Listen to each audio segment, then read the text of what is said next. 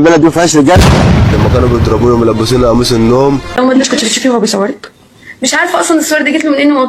البنت اعترفت يا فندم. يلبسوا بدله راس زي ما هم لبسوا بدله راس، زي ما الجدع ده برضه لبس بدله راس. البلد دي ما فيهاش رجاله. اللي عملوا الفعل ده مش لازم ياخدوا جزاء. إذا ابني اترد اعتباره قدام الناس كلها اللي شافته.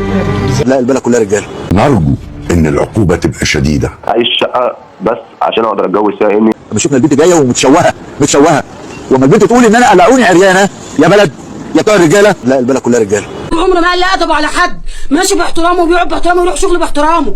يقول لهم حرام عليكم هتموتوه.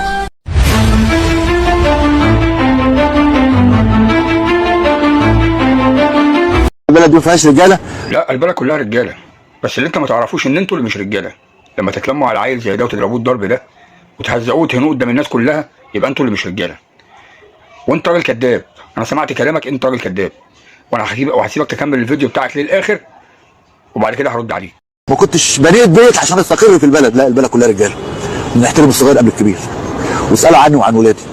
طب هو بيقولوا ان في قصه حب ما بين كذب كذب كذب كذب كذب كذب كذب كذب كذب. لو تقدمناها قالوا يا راجل يا كذاب، دي هربت معاه 3 مرات. انت راجل بتكذب يا راجل، عيب عليك، انت راجل كبير. تقدم لها كذا ما حصلش لان انا الاب الفعلي بتاعها. ابوها ربنا يقويه ويعينه معاه عربيه شغال بيها اوبر، وانا اللي قاعد مع بنتي كل يوم. لو في حاجه بنتي هتقول لي حصل كذا كذا كذا، حتى لو في اختلاف. البنت عندها 24 سنه. لو في حاجه كانت قالت لك كانوا قالوا لي ولادي ما بيخبوش عليا حاجه. نار قادت فينا لما شفنا البنت جايه متشوهه وما البنت تقول ان انا قلعوني عريانه يا بلد يا بتوع الرجاله. عريانه؟ لا مش احنا، ممكن يحصل مع اي حد ويقبلها، لكن مش انا، مش هدور. يا راجل دي هربت معاه بمزاجها ورجعت غصب عنها، يبقى ازاي راجعه متشوهه ومتقطعه ومتبهدله؟ بص انا هقول لك على حاجه، الحرقه اللي انتوا فيها تخليكم تعملوا اكتر من كده. بس لما اجي اكسر عين عيل ما اكسرش عين عيل ولا البسه قميص نوم. لو انت ترضاها على ابنك او ابن خالتك او عمتك او اي حد، لو جارك، فانا مفيش اي مشكله. انما اللي انتوا عملتوه ده غلط، ده عيل وغلط، وهي غلطانه برضه. بس كان المفروض الحساب ما يبقاش بالموت والاهانه، المفروض الحساب كان يبقى بالعقاب. اعوره، اضربه، احبسه، اخطفه. في حاجات ياما قوي الناس كانت هتتعاطف معاكم بيها وكنا هنقول لا عندهم حق.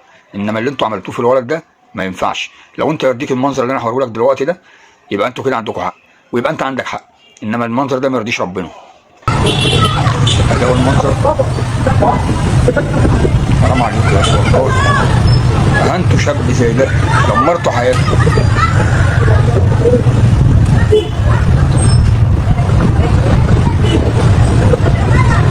ينفع كده؟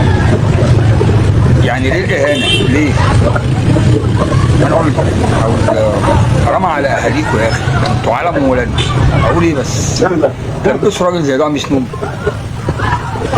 يا جدعان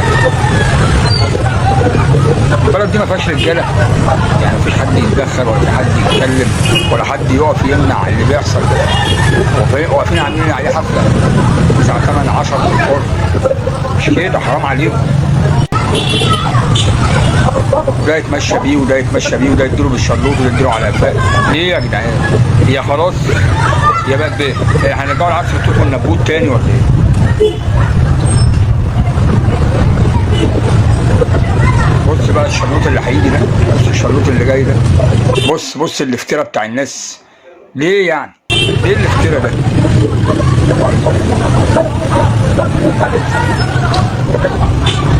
ده يمسكه وده يرجعه وده يهزقه. يعني عايز يا ده انتوا يعني ده ما ينفعش يتجوز تاني. يعني لو اتجوز تاني هيفضل طول عمره وصفة العار دي في قفاه. كده يا جدعان، ده احنا لقينا في فيديو ولا بتاع، بس اللي حصل ده خلينا نتكلم. ليه اللي بيحصل؟ حرام عليك. ده اللي افترى.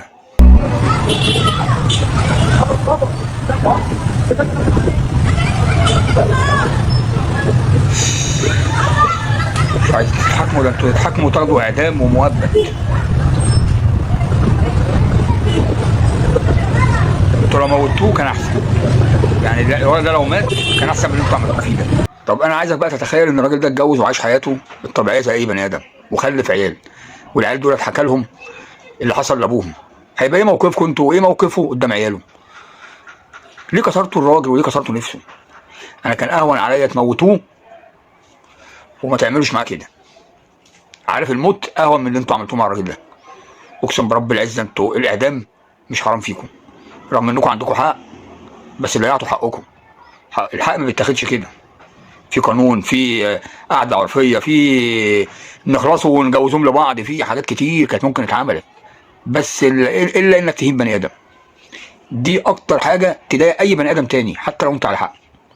فانتوا حقكم ضاع، والواد ده لو غلطان فهو ليه حق، وانتوا حسن بنتكم هي اللي غلطانه.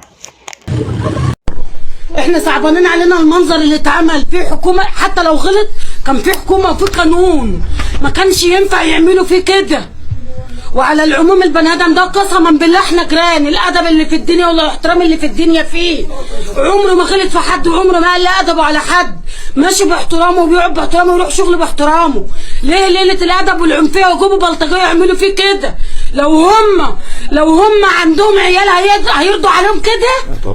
مش هيرضوا عليهم كده. دول يتجازوا ويلبسوا بدله رأس زي ما هم لبسوا بدله رأس، زي ما الجدع ده برضه لبس بدله رأس. يسلم في امك، كلام مظبوط و100 100. هم يلبسوا بدله رأس زي ما هو لابس بدله رأس، وبعد كده قصاص بقى، ياخدوا حقهم منه بالقانون بقى قعده عرفي بيجوزهم لبعضيهم وهم حرين. بس حته بدله الرأس دي انا شايف ان هم لازم يلبسوا بدله الرأس، يا اعدام بقى يا مؤبد. ليه؟ لان ده بني ادم مش هيعرف يعيش حياته. انما في نقطه ان هو مش غلطان، لا هو غلطان، هي راحت له برجليها بس هو غلطان، المفروض ياخدها من ايديها ويرجعها لاهلها. ولاد الاصول بيعملوا كده، جت من عند اهلها هربانه، تعالى بنت الناس رجعت لاهلك، عشان كده مش هينفع كده، عيب. ده في الاصول، هو ما عملش الاصول يتحاسب، بس مش ده الحساب. ان شاء الله حقه هيجي بامر الله، حقه يرجع، واحنا مش هنتنازل عن حقه ان شاء الله طالما هو مظلوم. هي لما مشيت معاه فيها حاجه، كشفوا عليها لا عندها حاجه، ما كانوش يعملوا فيه كده. انا واحده بتكلم من جيرانهم، مفيش قرابه ما بيننا خالص، وادي منظر ابوه عامل ازاي وادي منظر امه عامله ازاي. عيب، حسبي الله ونعم الوكيل على كل بني ادم يفتري على بني ادم. حسبي الله ونعم الوكيل. سمعنا احنا بقى كل ده، نسمع بقى اسلام صاحب الليله دي ونعرف هو ليه كان مستسلم قوي كده وكان ماشي معاهم برضاه زي ما احنا شفنا في الفيديو بتاعه، ونسمع هو ليه اتفصل من شغله، ونسمع هو ليه عايش شقه، ونسمع البنت قالت ايه في النيابه وهو قال ايه في النيابه، وهو لسه بيحبها ولا لا، وهل هو عايز يتجوزها ولا لا، وهل هي البنت لسه عايزاه ولا لا. كل ده في الفيديو. كنت بره تمام، حضرتك الساعه كانت حوالي 8:30 الصبح، كنت بره تمام. جيت قعدت هنا مع والدها تمام، لقيتهم قاعدين متجمعين كلهم، والدها بيقول لي هو انت ليه عملت كده؟ قلت له والله انا ما عملتش حاجه تضرني، انت بتحبني وانا قبلت لها مرتين كنت حبيتني. تمام. احنا مش عايزينك اصلا. بعدها قال لي لا احنا رفضناك مرتين واحنا مش عايزينك اصلا، سيبها تاخد مرتين. المهم ايه حضرتك جيت ساعتها، المهم بيقول لي انت يعني تاخد بنتي ومش تمشي مش عارف ايه. قلت له ما خدتش بنتك هي عندك. فين؟ بنته اعترفت في النيابه العامه ان هي بتحبني تمام، وانا اعترفت قدام النيابه العامه ان هي بتحبني وبتحبني من سنه ونص، كنا متواصلين مع بعض دايما كنا بنتكلم، بس ما كانش فيه كلام ما بيننا اصلا. وكيل النيابه بيسالني بيقول لي انت بتحبها يا اسلام؟ قلت له يا فندم بحبها. يعني انت عايز زي ما هي فعلا قالت في كلام في حقك كويس كتير؟ قلت له يا فندم زي ما هي قالت كلام في حقي كويس، قالت كل الكلام اللي هي قالته، وكان ان انت خدت تليفونها والكلام ده ما حصلش، قالت الحقيقه دلوقتي. تمام. اعترفت، وانا قلت له يا فندم امنت كلامي، وقلت له ايوه يا فندم انا فعلا بحبها انا كمان.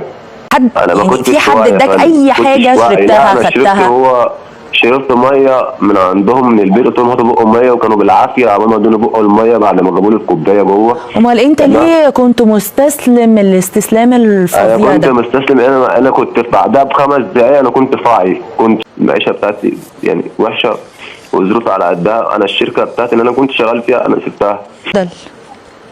اول حاجه انا كنت عايش شقه بس عشان اقدر اتجوز فيها، اني انا الدور بتاعي اللي انا اصبه في دور عواميد، ومش عارف ولا عارف اطلع له تصريح ولا عارف اصبه خالص لغايه دلوقتي. طيب بعد الحلقه حاضر نبعت للمحافظ. سمعنا كلامه، نسمع بقى كلام رحمه توفيق اللي هي كانت هربانه معاه.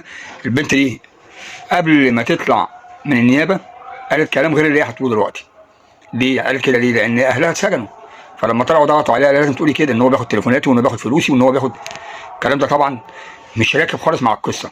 ده بقى انا بقوله ليه؟ عشان الراجل اللي طلع في الاول اللي هو بيقول انا ابوها، عشان تعرفوا ان الراجل كذاب اللي كنت بقول له كذاب، هو اللي موصيها تقول كده، هو اللي طالع يقول الكلام ده بعد ما طلعوا من النيابه. ونشوف صوره المقاطيع اللي هي غيرت كلامها عشانهم في الصوره اللي جايه دي، والفيديو اللي جاي ده. يلا بينا. بعض، فمن هنا عرفته فكلمته وبعد كده بدأ ان هو مع فيديوهات ليا وصور ليا، بدأ بقى ان هو يستفزني بيهم وطلب مني فلوس. يعني لو ما كنت بتشوفيه وهو بيصورك؟ مش عارفه اصلا الصور دي جت له منين، هو كان بيصورني وانا مش عارفه الصور دي جت منين اصلا. فهو طلب مني فلوس واديته فلوس، وبعد كده خد مني غويشه وخد مني خاتم وخد مني حلق وموبايل وفلوس، خد مني كتير. فكل ما يسأل. طب انت ما كنتيش بتقولي له لا ليه؟ ما انا كنت لما بقول له لا هقول لاخواتك وهفضحك على البدايه كانت الصور عاديه صح ولا فيديوهات عاديه وصور عاديه؟ طب ماشي. طب انت يعني ما حدش قال لك ما تخافيش؟ ما حكيتيش لواحده صاحبتك قالت لك ما تخافيش؟ هو كان مناني ان انا اقول حتى لمامتي، كان مناني خالص ولا صاحبتك ولا اي حاجه، كنت بخاف منه جدا. ولما كان بيهددك بسلاح او حاجه؟ لا هو هفضحك بس، كفايه بس ما يقول لي هفضحك بين اخواتك، وانا عندي اخواتي 4 صبيان وامي وابويا وعيلتي كلها، يعني يفضحني، يعني هما يفضحني معاهم. فانا كنت بخاف اقول له لا، فكنت بديله فلوس، كنت بديله كل حاجه هو عايزها. فطلب مني بعد كده خلاص ما عدتش قادره، ما عادش معايا حاجه اديله كفايه بقى. فبدا بقى ايه يستفزني، قلت له خلاص انا ما عدتش قادره. بدا بعد ما اديتلوش اي حاجه. طبعا المشكله دي تاثيرها كان على عيلتين، عيله دماغها اتحطت في الارض وعيله اتبهدلت. عيله اسلام ناس غلابه، ابوه راجل عنده جلطه في رجله وجلطه في ايده، وامه ست طيبه ما لهمش في اي حاجه. بس ده كانت النتيجه ان هم اتبهدلوا، هو وعياله واخواته. فتعالوا نشوف الفيديو. الناس جم خدوا الولد عايزينه، وهو كان عند اخته، فجبنا عند اخته قلنا له يا ابني هات البنت معاك وتعالى هنجوزها. ابوه قال لي هنجوزها لك عشان يجي. انت شفت اخوك في المشهد ده؟ انا شفت برضه عملت، انا ما شفتش. انا اللي انا كنت عارف حسابه اكتر حاجه يعني كنت عامله مجرد يعني عشان ما مسدس. انا رافع الخشب وشيل الخشب. طبعا لما بيجي وقت الشتاء بالذات الرطوبه ساعات بقى نشيل عليها ده بيستلزم الدم. طبعا لما جم هنا وجم يتكلموا عليا وبقى اهم حاجه ان عندي ناس كده حد يعمل حد حاجه.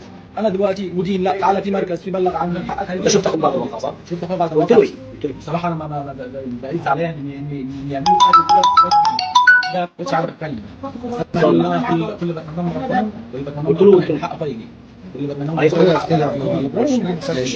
اهلي ناس كبار، ابويا عايز وامي ست مريضه. عايزه ابني يترد اعتباره قدام الناس كلها اللي شافته، زي ما حصل زي ما فضحوه ولفتوه البلد، يردوا اعتباره قدام البلد. انت مش عارف. خدوه ووصل ورفع السلاح ورفع الموضوع علينا. خدوه من وسطنا ورفعوا علينا السلاح وشدوا وخرجوا من الورا ده. انا قلت لكم غلط على الاستاذ عملوه بره الارض. لا ده وشغلني فوق في الشقه. انا قاعد اسمع وشويه دول وحطهم على وشي. يا ابو امك عمل فيك ايه؟ واد واد زي سكرت كده. هم كانوا في الفيديو بيضربوه يا حاجه وملبسينه هدوم. العمده ضربه ده قال لي عينه مره. العمده العمده يدوا ضربه في مصاريه العمده واللي في حد ضربه جزء اقلام كده. ده العمده؟ عمده ضربوا سوهم له. عن امك ربنا يقف جنبك. يا قلبي البحر وعليك يا ابني، بدر الله من الحي. يا قلبي البحر اغمى عليك. اغمى عليك. تعبان. حد يعمل فيها حاجه تعبان عيد. انا تعبان. الراجل زميلكم ده ايه اللي انت عايزه يا حاج؟ يدورنا ويقول علينا احنا شكلنا هل بدات فين البنت؟ ما كانش فيها اي حاجه. البنت ما فيها حاجه فيها. هي بنت يردوا له اعتباره قدام الناس كلها زي ما فضحوا قدام الناس كلها. يردوا له اعتباره قدام الناس. هو حاجه عملوا كده ليه يعني؟ سؤال. قالوا ده خاطب بنتين وهو ما كانش خاطب. ده البنت اللي مشيت وراه، البنت اللي جايه واحده، البنت اللي كانت مشيت قبل كده سمعنا من الناس انها كان نفسه يتجوزها يعني. انا عايز اتجوزك انت يا اسلام. انا عايز اتجوزك انت احسن. انا ما بحبش انا ما بحبش الخطيب. عايز اتجوزك انت.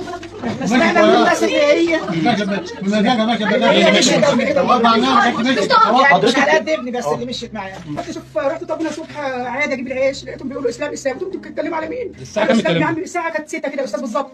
طب اسلام مين؟ اسلام مين اللي بتتكلموا عنه؟ ده اسلام ده جاري ويعني ابني زي محمود ابني، وعم محمد شغال مع بابا في صبناوي، يعني احنا حته مع بعض كلنا. زي ما انت شفت كده الناس دي ناس غلابه، ناس عايزه حقها بس، ناس بتطالب بالقصاص. ام اتكسرت واب اتكسر واخ اتكسر. الناس دي لو مش غلابه ما كانش تعمل معاها كده. الناس دي لو مش غلابه ما كانش تعمل معاها كده. الاخ ده اتكسر هيمشي ازاي وسط اصحابه وسط اهله وسط عياله وسط قرايبه؟ واللي حصل معاه المشكله ده هيتجوز ازاي ويخلف ازاي؟ وهيتحكى لعياله ايه؟ وهيقول ازاي هيعبر عن رجولته؟ اللي حصل ده مش لازم يعدي كده، ولازم نقف مع الناس دي ونسال عليهم للاخر لحد ما ياخدوا حقهم. الناس البلطجيه دول لازم يتحاسبوا، هم ليهم حق بس حقهم ضيعوه. وده انتاج المسلسلات الهابطه اللي احنا بنشوفها بتاعت محمد رمضان، الاسطوره وجعفر العمده، والقميص اللي بيلبسه والبدله اللي بيلبسها، حاجات كده تافهه يعني.